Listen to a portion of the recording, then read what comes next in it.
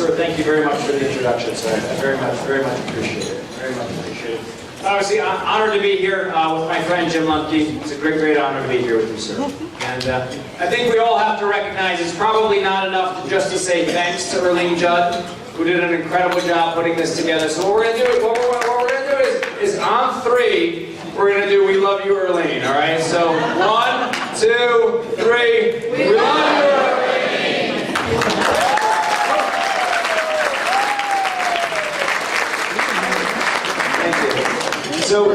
So Erlene said to me, I don't know, this was a couple months ago. She said, listen, we're just going to have this really small event. We want to pull a couple folks together, and we just want you to come out and just say a few words to just a few of Jim's friends. Right? And Jim, you obviously have a lot of friends. A lot of friends. But I think actually that's really one of the things that's special about Jim. From the first time that I met Jim, you had a sense that this was a man who, if you had a problem, if you needed some help, and you called Jim, you knew that he was going to be in his car on his way to you before you hung up the phone. This is a man who's been a real friend to all of you who are here tonight. He's been a great servant to all of us. And I'm honored to have him a friend, and I think we're all grateful to have him as a friend who's going to be here to continue to serve with us moving forward. So we're really honored to be here with you tonight.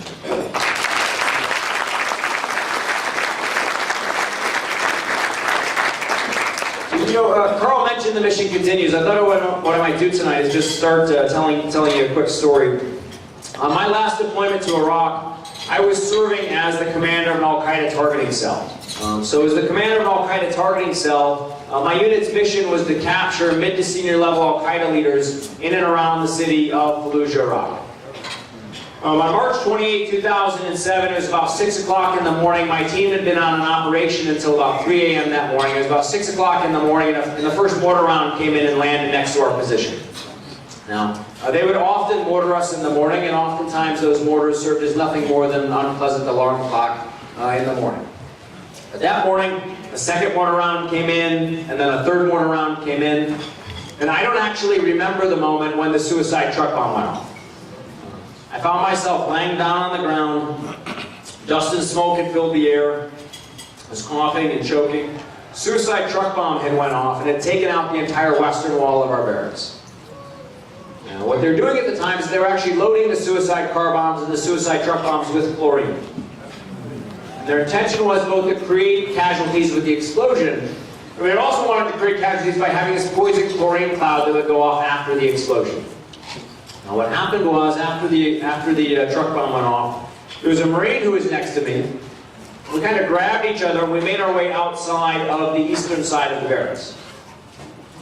And as soon as we got out of the eastern side of the barracks, I fell down to my hands and knees. And because of the chlorine, my eyes were burning, my nose was burning, my throat was burning. I was down on my hands and knees just kind of coughing, choking, and spitting. And I looked down then and I saw that I had blood all over my uniform. Now, I didn't feel like I was injured, but one of the things that we're trained to know is that oftentimes a surge of adrenaline can actually mask the pain of an injury. So what you're taught to do is to keep checking yourself and checking and checking. So I kept checking and checking. And then finally I pulled my hands away and I realized it's not my blood. It's not my blood. It was the blood of my friend Joel, who'd been standing about this close to me. That for me was a really tough moment as a leader on the front lines.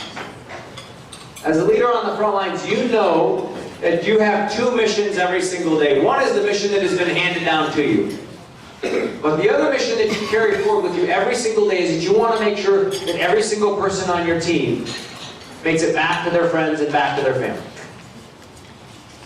Now, Joel ended up he had a severe head injury. He was casualty evacuated all the way back to the United States. When I came home, one of the first things that I did was I went to see Joel, and I also went to Bethesda to the Naval Hospital to visit with some recently returned wounded Marines. Now, if any of you have ever had the experience of walking into, I've got a 9-month-old home there too, so you feel free to, they're welcome to stay. but you know, if you've ever walked into one of those hospital rooms, you'll know that you're often going in to talk with very young men and women. I walked into the hospital room in Bethesda, And I asked all the men and women who were there, I asked them a little bit about their units, we talked about their deployments, we joked with each other a little bit about our different hometowns. And then I asked each one of them, I said, tell me, what do you want to do when you recover? And every single one of them said to me, I want to return to my unit. They all said, I want to return to my unit. Now, the harsh reality was, for a lot of the men and women who I was visiting that day, is that they were not going to be able to return to their unit. One guy lost both of his legs. Another lost the use of his right arm, part of his right lung. Another lost a good part of his hearing. So I said to each one of them, I said, well, tell me, if you can't return to your unit right away, tell me what else you'd like to do. Every single one of them told me that they wanted to find a way to continue to serve. And they didn't necessarily use the word service or purpose or meaning. One of them just said, he said, you know what? I had a really rough childhood growing up, but the Marine Corps really helped me. He said, maybe there's some way I could go back home and become a football coach or a mentor. Another one said, you know, my dad and I have been talking, I've been thinking that maybe I could go back to college, find a way to become a teacher. Another one said, you know, I'm thinking that maybe I could go back to my community, find a way to get involved in law enforcement. What became really clear to me that day is that I was just one of a long string of visitors coming in to see my friends who were all saying to them, thank you. Thank you for your service. Thank you for your sacrifice. And it was clear to me that they appreciated that. That meant a lot to them when people came in to say thank you. What was also clear was that in addition to hearing thank you, there was something else that they also had to hear. And what they also had to hear when they came home is they had to hear, we still need you. They had to know that when they came home, we saw them not as problems, but as assets.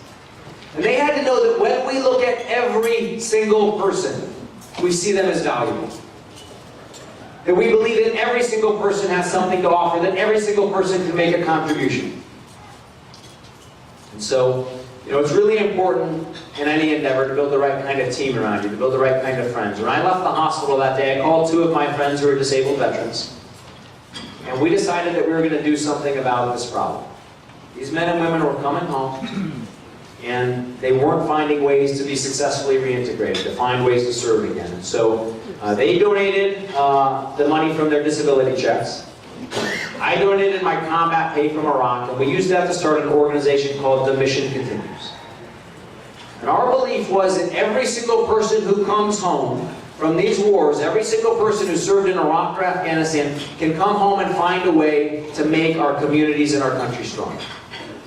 I'll give you just a really practical sense for how we do this. Our first Missouri fellow was a guy named Tim Smith. Tim Smith grew up just a couple blocks from here. And Tim Smith was in Forest Park Community College when September 11, 2001 happened. He decided, as many of us did, this was a time when his country needed him. He joined the United States Army. He was serving overseas and did a couple of deployments overseas, and he went through some of the toughest of the tough deployments. There were times when Tim saw 8 of his friends carried off the battlefield who had all died. So other friends carried off the battlefield, wounded and disabled. When Tim came home to St. Louis, he was dealing with post-traumatic stress disorder. He was waking up every day, he was looking for his rifle underneath his bed. He was having a tough time relating to his wife, to his one young son at the time, and he was really struggling. He was at the time, he was working the midnight shift, part-time at the post office downtown, doing the best he could to try and support his family. When I sat down with Tim, I asked him a very simple question. The very simple question was, how do you want to continue to serve? What kind of difference do you want to continue to make? And Tim said, you know, since I've come home, he said, you're the first person who's asked that of me. He said, I'm not really sure. Now, I have a belief that if you really love people, if you really care about them, if you really respect them, then you're willing to challenge them. And I challenged Tim, and I said, Tim, your family and this community and your country still needs everything that you have to offer. How are you going to serve? So Tim went through our program at The Mission Continues, where we have veterans come home and they go to work in our communities and they start serving again. And they take on and tackle our toughest problems. And they work at Boys and Girls Clubs, and they work at Big Brothers Big Sisters. And Tim came home, he went through our program, he served, and at the end we connect people with private sector mentors We help them find ways to go back to college. Tim Smith, at the end of his program, he started a business called Patriot Commercial Cleaning. Today, Tim Smith has a business here in this community, Patriot Commercial Cleaning.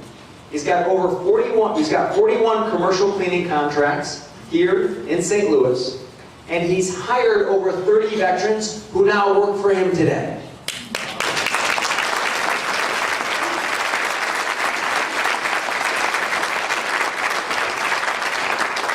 He's come back home and he's found a way to live a productive and purposeful and meaningful life.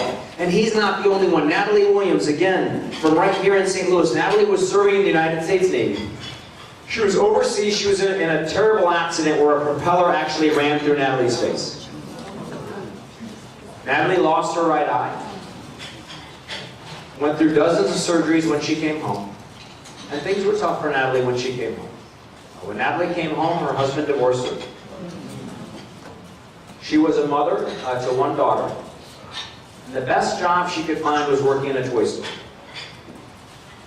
And again, we reached out to Natalie.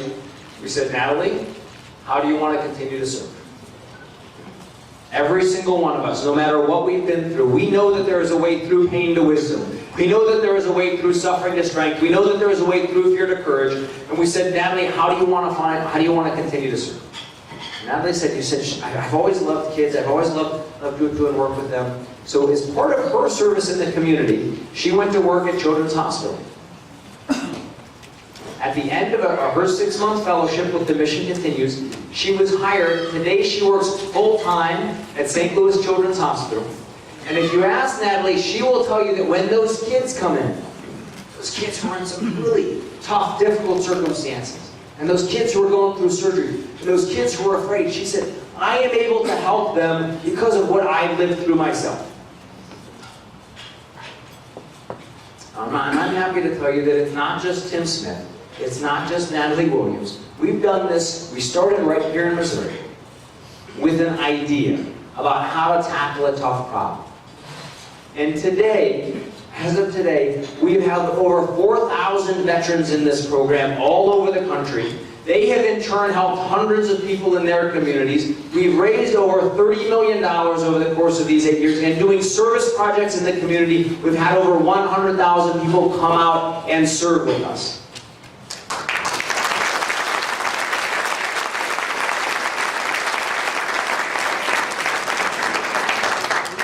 And I'll tell you something else. When you look at our forms, when you look at the audits, which we put up for everybody to read, you look at our Form 990, and you look at all this, what you'll see that we've been invested in by philanthropic foundations. You'll see that charitable organizations have gotten behind us. You'll see Rotary clubs and Optimist clubs who served with us. You'll see people have done chili cook-offs with us, and they've done fish fries for us, and people have encouraged their kids to come out and save their pennies and make a contribution to the Mission Continues. And when you get to the line that says government funded, you will see that it says $0 and 0 cents.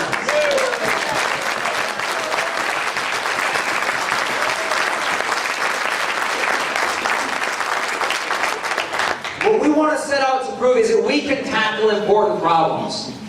We can do this together. We've got 2.6 million veterans who've set foot in Iraq and Afghanistan, who've gone overseas to defend our freedom. And we know how important it is that this generation of veterans be reintegrated here at home. And the way we've solved that problem is by calling on families, and calling on strong churches, and calling on proud synagogues, and calling on communities, and civic organizations, and companies who are building prosperity in the free market. And we've come together, and that's how we were able to solve this problem.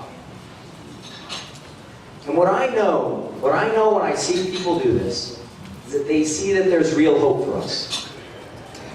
Just two weeks ago, I had 100 veterans and about 100 other volunteers from the community, and we were out in Ferguson. We went to Ferguson, and these 200 volunteers all got together, and we were building an outdoor classroom for kids in Ferguson so they could learn ecology and biology They've got a place in Ferguson in this outdoor classroom where they've got sheep and goats so that these kids can actually learn where their food comes from, and they can actually see, they can learn about nature. What was incredible about this is that you had all of these people who were coming out and they were serving together. We were taking action to solve a problem in the community. There are other folks on the other side of another political persuasion. They have a commission. We have action.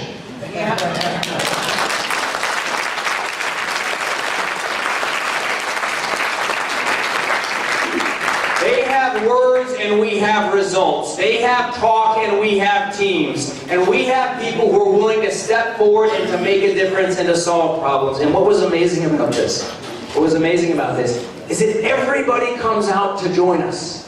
Everybody comes out to serve. So if you were out there that day, it looked just like it looks like in the United States military. And we had black, white, Asian, Hispanic, everybody was out serving together. We had old and young serving together. We had rich and poor serving together. We had rural and urban and suburban. Everybody came out to serve together. And the other thing that was actually really cool is that if you'd asked people that night, what you would have also found is that we had Republicans who were out serving, and independents, and Democrats.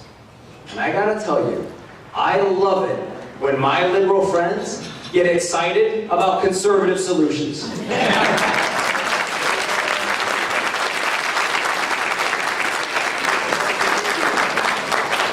But folks, we're here tonight to honor a great leader, Jim Lemke. And we can clap for Jim. We can keep clapping for Jim. I think it's nice, though. I think we would be remiss if at this time, if we just honored Jim and we didn't think about his example and what it means for all of us. Let's think just a little bit about what it means to lead. What it means to lead in our communities, in our state, and for our country.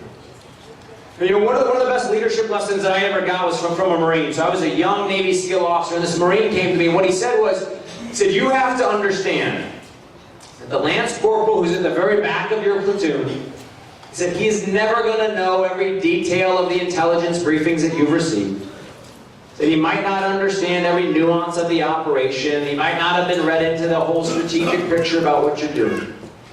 But he said, one thing I can guarantee you for sure, is that Lance Corporal at the back of the platoon, he's going to know if you care about him. For us to lead people, they have to know that we care about them. They have to know that we are out working for them and serving them because we care. The other thing people look for in leaders that Jim represents is that people need to know that they can trust their leaders. And that trust is built not only on a rock solid basis of integrity, but it's also built on a track record of creating results. When people are able to look at a leader like Jim, like many of the leaders who we have here in this room today, and they're able to say, this is somebody who's created results for people. It allows them to trust. Because they know that this is someone who does more than talk, this is someone who serves, this is someone who invests their life with action to create real results for people. Now the other thing that people need, I found, is that they also need leaders who are strong. So in my experience, whether it was building the Mission Continues, serving as a Navy SEAL, the work I did as a White House Fellow, the work I did with the families who lost their homes, I worked with kids who'd been abandoned and abused. I worked with a lot of people who'd been severely injured, with kids who'd been severely injured and disabled. One of the things that I found is that people are looking for leaders who have both courage and compassion. And that is, of course, what we both need in our lives. We need both of those, all of us, in our lives. So what you find is that compassion itself, while powerful and wonderful, is not enough. That we have to have courage to stand for our convictions. We have to have the courage to stand for our convictions, and without that, compassion follows. At the same time, what we also have to have, and if we bring that courage and we bring that strength, we need compassion to give us direction.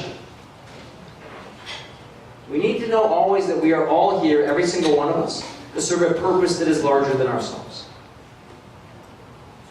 And one of the things that I found is that when you're working with people in tough situations, I was honored, as Carl mentioned, I did a lot of work overseas before I joined the SEAL teams. So I worked in Cambodia with young kids who lost limbs to landmines. I worked in one of Mother Teresa's homes for the destitute and dying. I worked with kids who'd been abandoned and abused after war, genocide. And one of the things that I found is that when people are in tough situations, and you go to them, they know they're in a tough situation. And what they don't need is somebody to explain to them just how bad things are. But that, unfortunately, is what you get a lot of times from Democrats. They're going to explain to you how bad things are. And, truth be told, sometimes even we can get too focused on how bad things are. What people need, they know that things are tough. And the mom who comes home from working her job and has to take care of her kids and is taking care of an elderly parent and hasn't had a raise in 3 years, she knows that things are tough. And parents who come home and they need to take care of a kid who has special needs, they know that things are tough. And somebody who has something go wrong with their car breaks down, and immediately they have to say a prayer because they don't know where they're going to get the money to fix it, they know that things are tough. People know that things are tough. What they need from all of us, who are leaders in this room, they need to know that we have solutions. They need to know that we can help them. They need to know that there is a way out for them. And what I found is that when people are looking for leaders to solve problems, the key virtue that we all have to have as leaders is that we have to have humility. Because what humility allows us to do two things. Humility allows us to say, if I'm truly humble, I'm able to say, every single person is better than me in some way.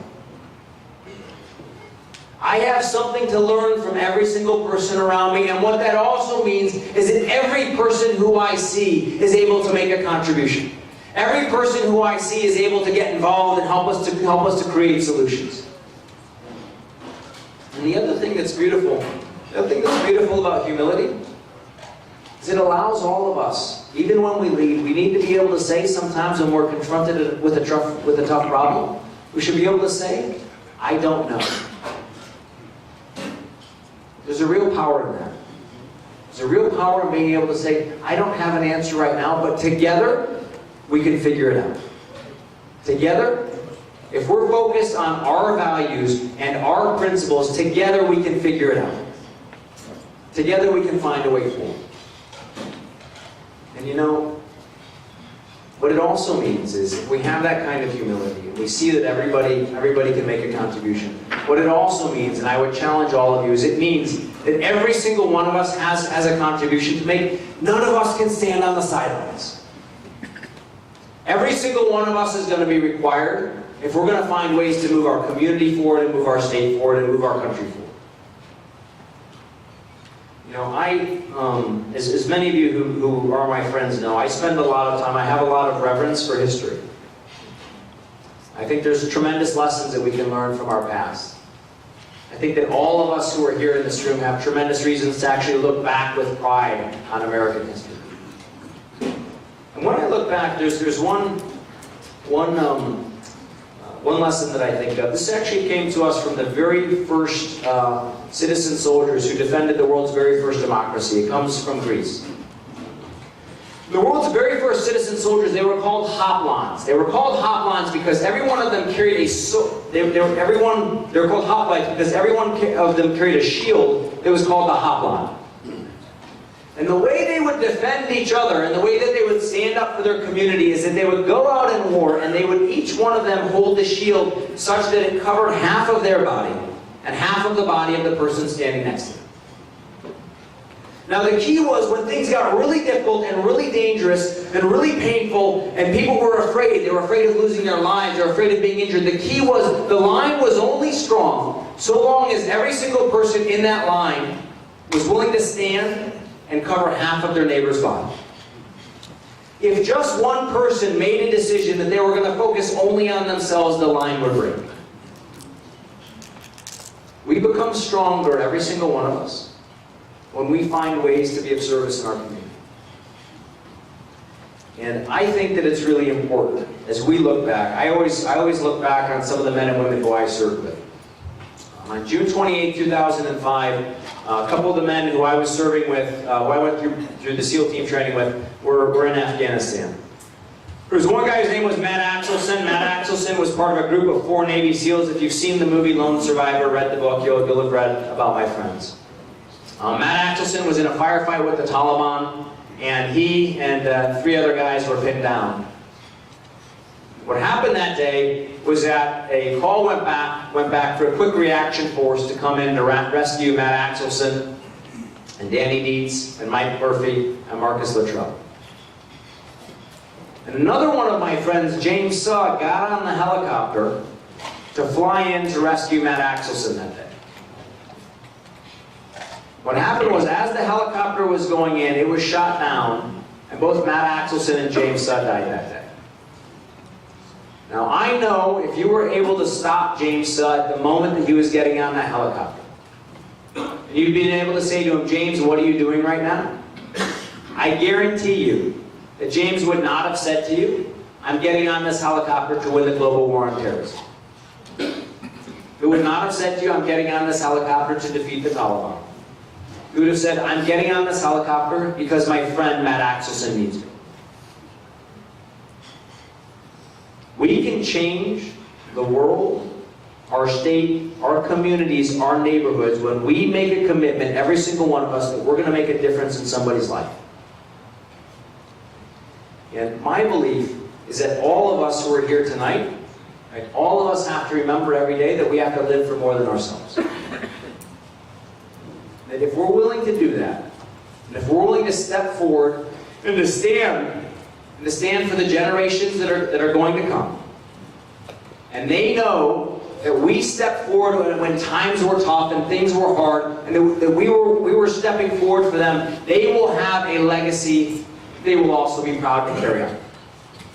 But that can only happen if every single one of us who's in this room is willing to tap into that energy, challenge ourselves, live with courage, live with compassion, and decide that we are all going to make a difference. And for me, it is really an honor to be here with all of you tonight. It's an honor to be here to honor a great man like Jim Lemke. Thank you all very much for having me.